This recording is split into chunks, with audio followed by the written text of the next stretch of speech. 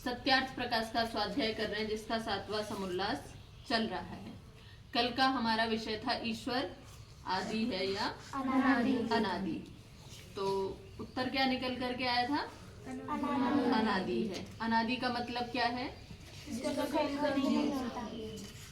जिसका कोई शुभारंभ नहीं होता, शुरुआत नहीं होता, वो है अनादि, यानी जिसका कोई मूल कारण नहीं है।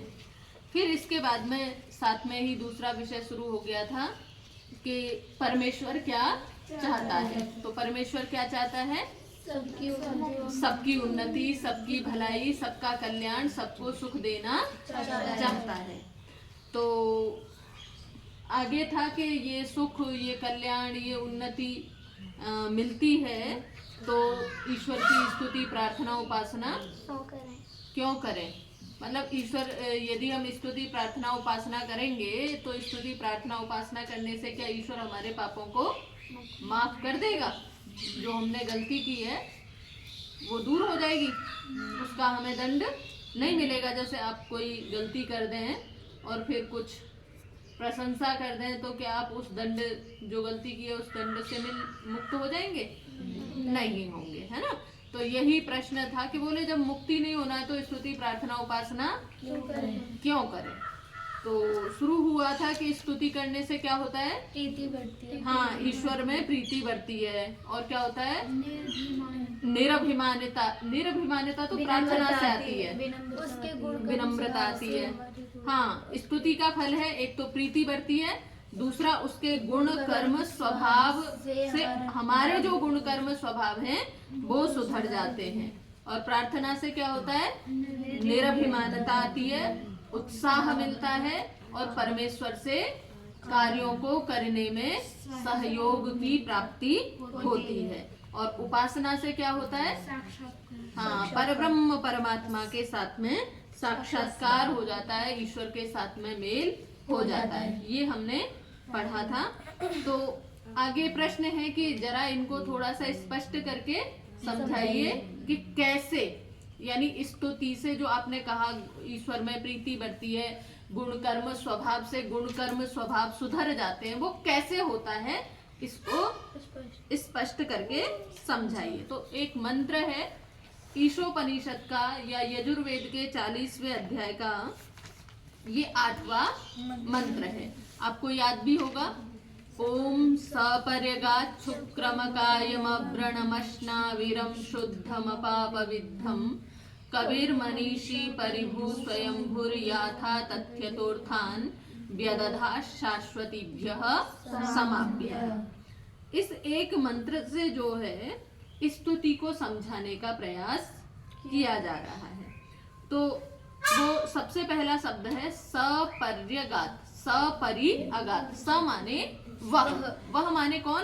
परम पिता परमात्मा। क्या? परि अगात। परि आप जानते हैं चारों तरफ के अर्थ में आता है, और अगात गम धातु से बना है, जो सब तरफ गया हुआ है, यानी जो चारों तरफ गया हुआ है, यानी वो सर्व व्यापक है, सब स्थानों पर रहता है, यानी सबके अंदर परमात्मा की सत्ता, सबके अंदर परमात्मा की विद्यमानता है। सपर्यगात्। दूसरा है शुक्रम। शुक्रम है ना, शुक्रम शुक्रम, यानी वो क्या है? शीघ्रकारी है, विलंब नहीं करता है। यानी हमें आज काम करना है तो अभी तुरंत इसी क्षण करना है, कोई नहीं दोपहर को कर लेंगे, 1 घंटे बात कर लेंगे, ऐसे वो कार्यों को टालता नहीं है। वो क्या करता है? जो करना है उसको शीघ्रता से कर देता है।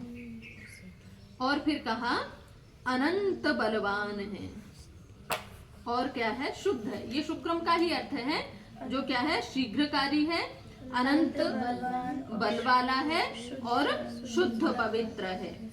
और क्या कहा? अकायम। अकायम यानी काया बोलते हैं शरीर को।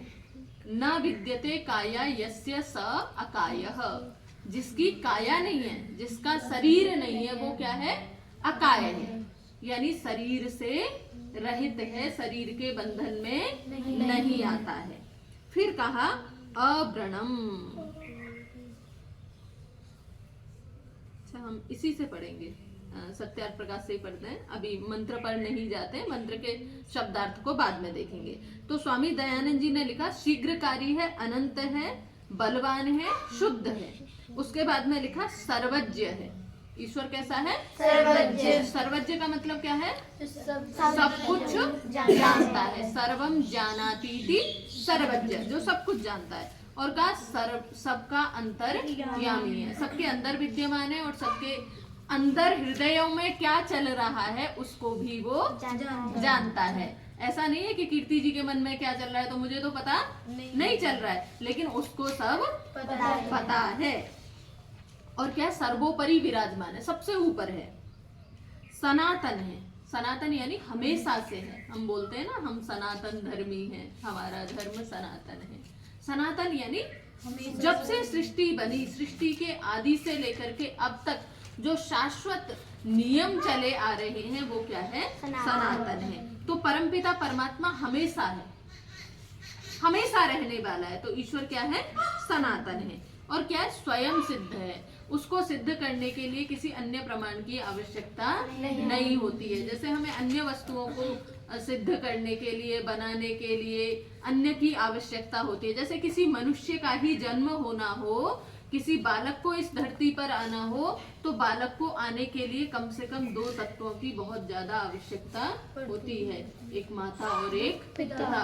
दोनों के संयोग के बिना, यानी रज वीर्य के मिले बिना संतान की उत्पत्ति नहीं हो सकती। एक बीज को पौधा बनना है तो बीज को पौधा बनने के लिए मिट्टी की, जल की, सूर्य की किरणों की, वायु की, सबकी आवश्यकता होती है, तब वो पौधा बन करके तैयार होता है, उसमें फल आते हैं, अन्य अन्य आगे की जो भी प्रक्रिया है।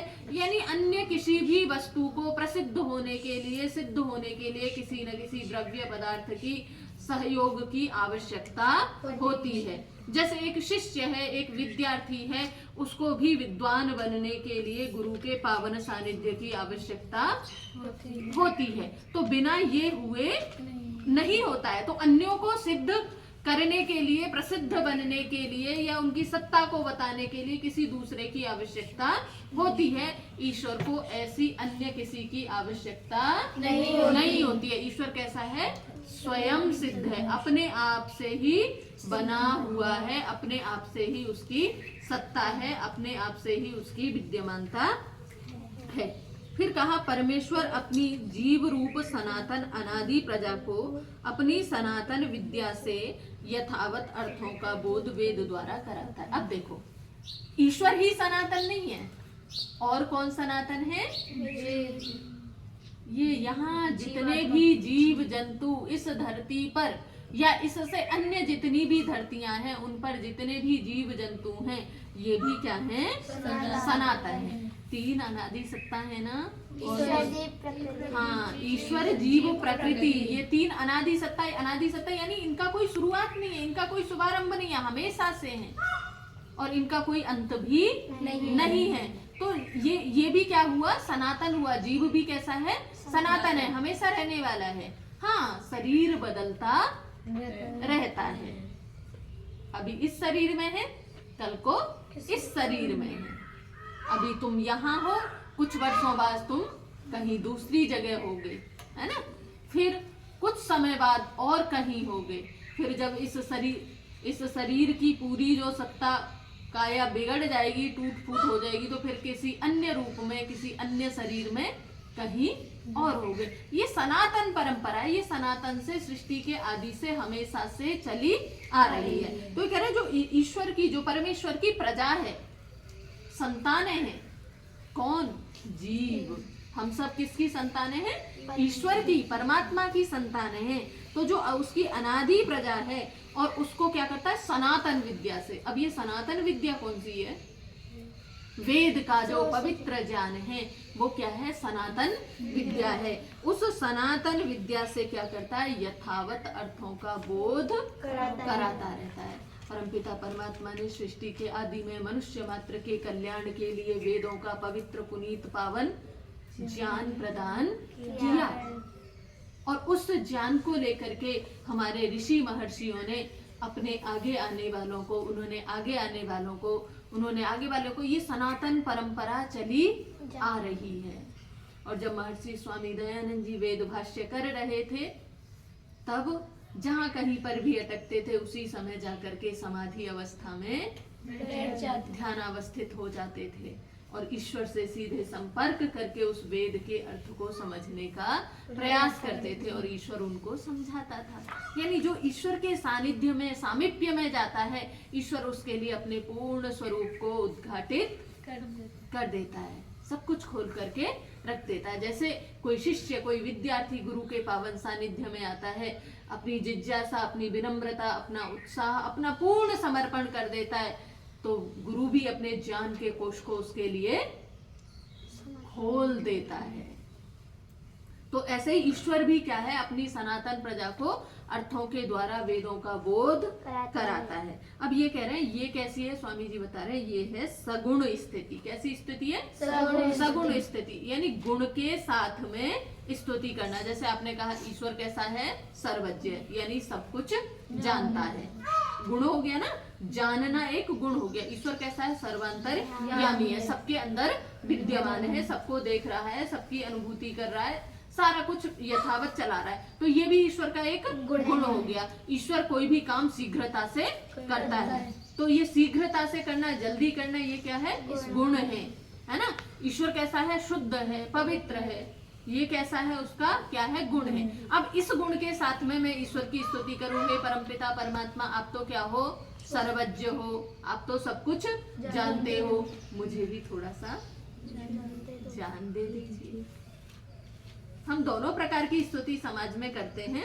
और क्या है, आप तो प्रत्येक कार्य को शीघ्रता से करते हो, जो आलसी, जो प्रमादी है, मुझे भी थोड़ा सा शीघ्र बना दीजिए, मैं हमेशा लेट लतीफ हो जाता हूँ, मैं पीछे पड़ा रहता हूँ, तो मेरी भी क्या है?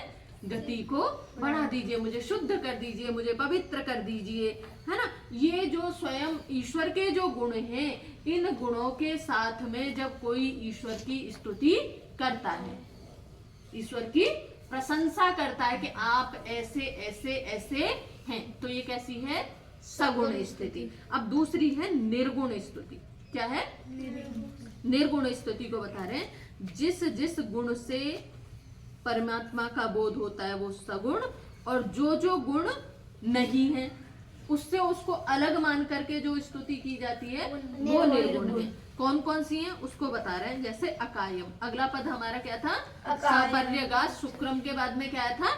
अकायम। अकायम यानी वह कभी शरीर के बंधन में नहीं आता, यानी कभी ईश्वर शरीर धारण नहीं करता है। जो समाज में ये मान्यता प्रचलित है कि ईश्वर ने शरीर धारण किया, यदा यदा ही धर्मस्य ग्लानिर्भवति भारत अभ्युत्थानम धर्मस्य तदात्मानं सृजाम्यहम्, यानी जब जब धर्म की हानि होती है तब तब मैं शरीर धारण करता हूँ। ये ईश्वर का वचन नहीं है, ईश्वर की ऐसी कोई इच्छा नहीं है। हाँ, महापुरुषों की इच्छा होती है, उनको ये इच्छा होती है कि जब भी ईश्वर मुझे ऐसा सामर्थ्य प्रदान करे कि मैं दीन दुखियों की सहायता कर पाऊं, रक्षा कर पाऊं, तो ये ईश्वर की इच्छा नहीं है, ये किसकी है? महान आत्माओं की, दिव्य आत्माओं की, परोपकारियों की इच्छा होती है। जो दान करते हैं ना, वो भी कहते हैं कि ईश्वर ने मुझे इस योग्य बनाया और ईश्वर मुझे ऐसे अवसर प्रदान करता रहे। तो ये लोगों की इच्छा है सहयोग करने की,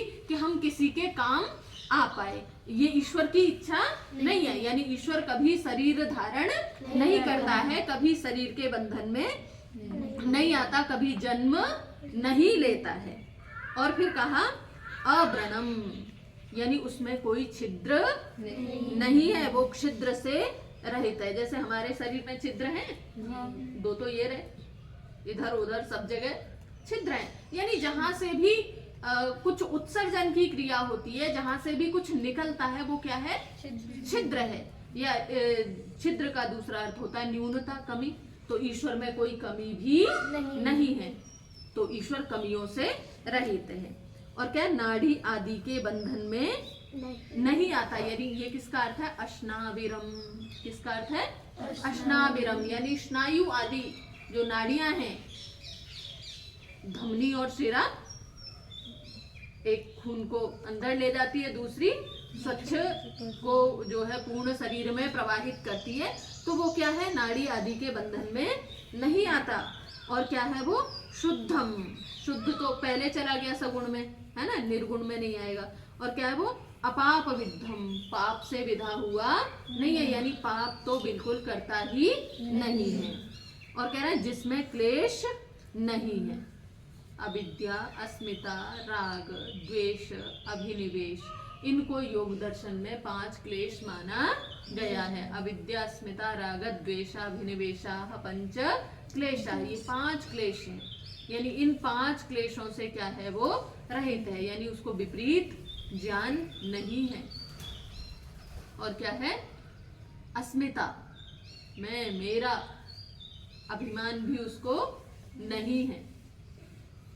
राग नहीं है, कोई वस्तु अच्छी लगती है तो उसको पाने की जो अभिलाषा होती है, प्राप्त करने की जो अभिलाषा है, वो क्या है, राग है। और कोई बुरी लग रही है, दूर दूर दूर, यानी किसी से अच्छी नहीं लगी, वो वस्तु भी हो सकती है, व्यक्ति भी हो सकता है, कुछ भी हो सकता है, तो उसके प्रति जो वैर के भाव बन जाते हैं, वो क्या है, द्वेष है, अनिच्छा की जो भावना है।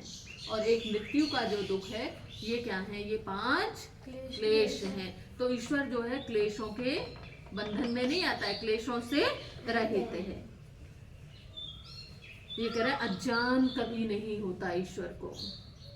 ये कह रहे हैं इत्यादि, जिस जिस राग द्वेषादि गुणों से पृथक मानकर परमेश्वर की स्तुति करना है, वह क्या है, निर्गुण स्तुति है। यानी ये क्या है, ईश्वर आप शरीर के बंधन में नहीं आते, आप कभी शरीर धारण नहीं करते, तो नहीं में आ गया ना, यानी आप में ऐसा नहीं है, आप में ऐसा है, आप में ऐसा है, ये कौन सी स्तुति हो गई, सगुण। आप में ऐसा नहीं है, ये कौन सी स्तुति हो गई, निर्गुण स्तुति। आप में पाप नहीं है, आप पाप से अलग हैं, मुझे भी पाप से अलग कर दीजिए। करते हैं ना हम स्तुति, हमें ऐसी स्तुति करनी चाहिए कि ईश्वर आप पाप से रहित हैं, मुझे भी पाप से रहित कर दीजिए। हे ईश्वर, आप में अज्ञान अविद्या नहीं है, मुझे भी अज्ञान अविद्या से बचा लीजिए, छुड़ा दीजिए। आप क्लेशों से रहित हैं, मुझे भी क्लेशों से रहित कर दीजिए। हे ईश्वर, आप कभी नस नाड़ियों के बंधन में नहीं आते, मुझे भी नस नाड़ियों के बंधन से मुक्त कर दीजिए,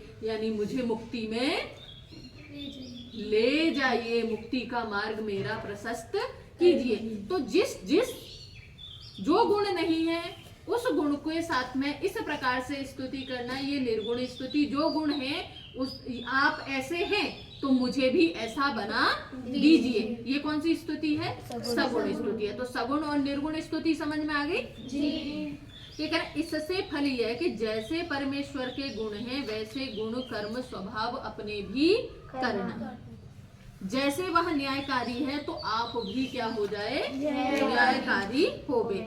और जो केवल भाण के समान परमेश्वर के गुण कीर्तन करता जाए और अपना चरित्र नहीं सुधारता, उसका स्तुति करना क्या है, व्यर्थ है, बेकार है। यानी स्तुति किसकी सफल है, सार्थक है, जो स्तुति कर रहा है, उस स्तुति को अपने चरित्र में, अपने आचरण में, अपने व्यवहार में धारण करने का प्रयास कर रहा है, तो क्या है, स्तुति सार्थक है। स्तुति करने का फायदा है, नहीं तो स्तुति करने का कोई लाभ नहीं है।